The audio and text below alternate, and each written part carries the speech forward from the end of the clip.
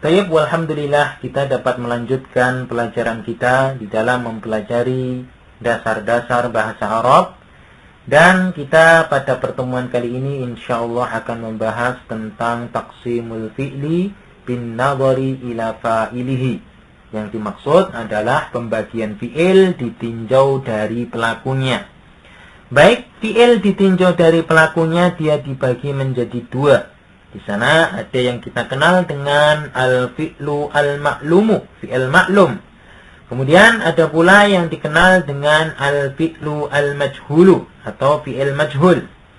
Baik, kita akan membahas satu persatu supaya dapat lebih dimengerti.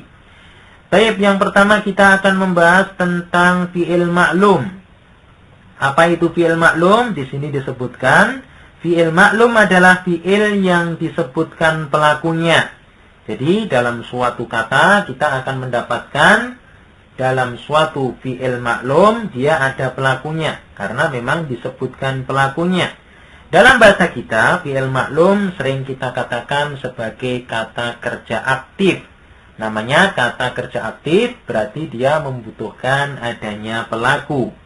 Baik, misalnya di sini saya sebutkan contoh Doroba Aliyun al-kalba. Ali telah memukul anjing. Kita perhatikan fi'il doroba, yaitu mempunyai arti telah memukul. Dia kita tahu ada pelakunya atau disebutkan pelakunya.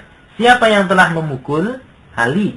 Nah, karena fi'il doroba ini dia mempunyai pelaku atau disebutkan pelakunya, maka dia dinamakan sebagai fi'il maklum. Baik, contoh yang kedua misalnya qatala al-qaidu al-adwa. Artinya panglima itu telah membunuh musuh.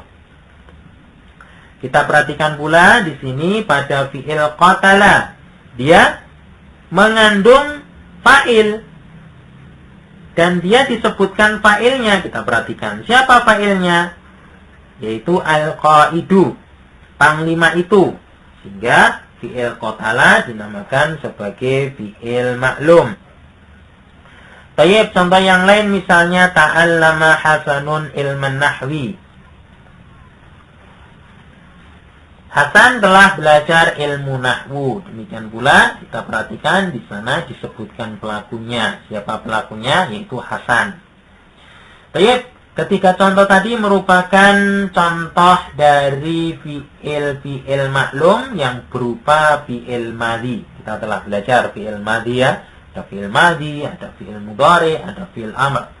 Baik, untuk yang selanjutnya kita akan membuat contoh fi'il maklum dari fi'il mudhari. Perhatikan di sini kita sebutkan contohnya yaktubu Muhammadun ad-darsa. Muhammad sedang menulis pelajaran. Di sini kita juga melihat bahwasanya pelakunya disebutkan, yaitu Muhammad. Sehingga fi'il yaktubu termasuk dalam kategori fi'il maklum. Kemudian contoh yang lain, yaftahu Zaidun al-baba. Zaid sedang membuka pintu. Kita perhatikan dia juga disebutkan pelakunya. Siapa yang membuka pintu? Yaitu si Zaid. Dan demikian pula nanti contoh-contoh yang lain. Misalnya, kita sebutkan contoh yang terakhir di sini ya, contoh yang terakhir. Yastami'u al-hadiruna al-khiwara. Para hadirin sedang mendengarkan dengan seksama diskusi itu.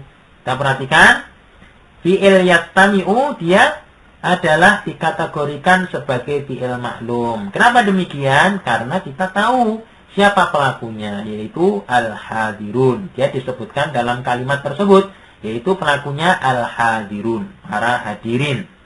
Nah, itu merupakan kelompok dari fi'il maklum. Sekali lagi, fi'il maklum adalah fi'il yang disebutkan pelakunya. Dalam bahasa kita namanya kata kerja aktif. Baik, kemudian kita akan membahas kelompok yang kedua. Di sana ada fi'il maklum. Kita akan membahas pula apa yang dikenal dengan fi'il majhul. Apa itu fi'il majhul? Di sini disebutkan fi'il majhul adalah fi'il yang tidak disebutkan pelakunya. Jadi fi'il majhul dia adalah fi'il yang tidak disebutkan pelakunya. Dalam bahasa kita dinamakan dengan kata kerja pasif. Ya, kata kerja pasif itu fi'il majhul yang mempunyai arti tidak disebutkan pelakunya.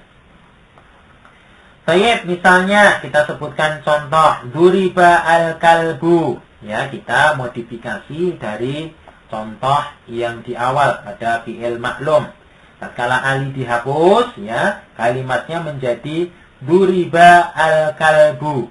Anjing itu telah dipukul. Ya, siapa yang memukul? Tidak disebutkan. Sehingga fi'il duriba dia dikategorikan sebagai fi'il majhul. Nah, ada di antara ahli nahwu yang menyebutkan kenapa kok suatu fi'il itu harus dimajhulkan atau harus dibuat pasif. Itu banyak ya alasannya. Di antaranya ada yang mengatakan bahwasanya untuk menyatakan bahwa pelakunya sudah diketahui. Ya, pelakunya itu sudah memang betul-betul sudah diketahui. Disebutkan sama nggak disebutkan itu sama saja, sudah diketahui. Orang sudah tahu. Contohnya misalnya ya, kalau kita buat contoh di sini, duriba al-kalbu. Anjing itu telah dipukul misalnya.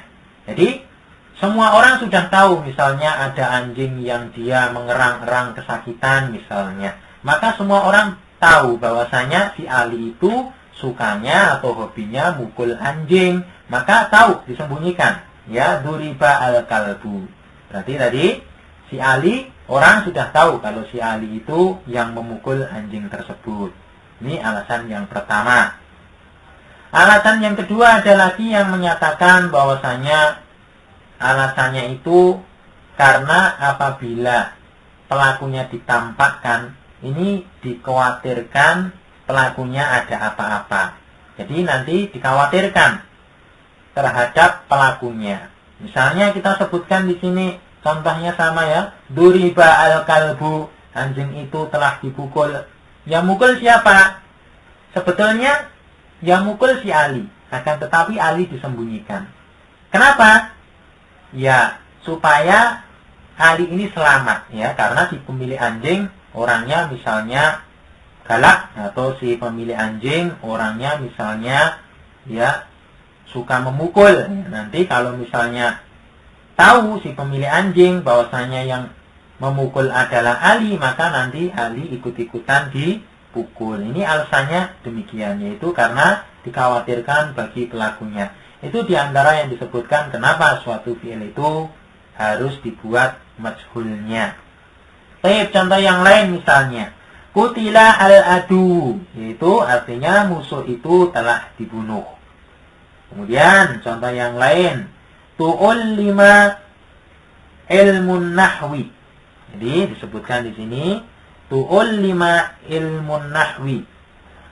Ilmu nahwu telah dipelajari. Ini untuk contoh-contoh dari fi'il madhi ya.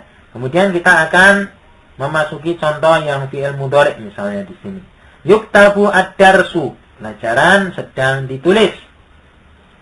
Kemudian yuftahu al-babu.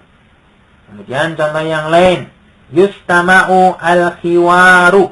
Di sini kita gunakan fi'il yang dia merupakan fi'il majhul karena pelakunya dihapus ya. Kalau kita tadi paham yang maklum, kemudian kita hapus saja ya fa'ilnya atau pelakunya, maka fi'ilnya nanti kita rubah menjadi bentuk majhul.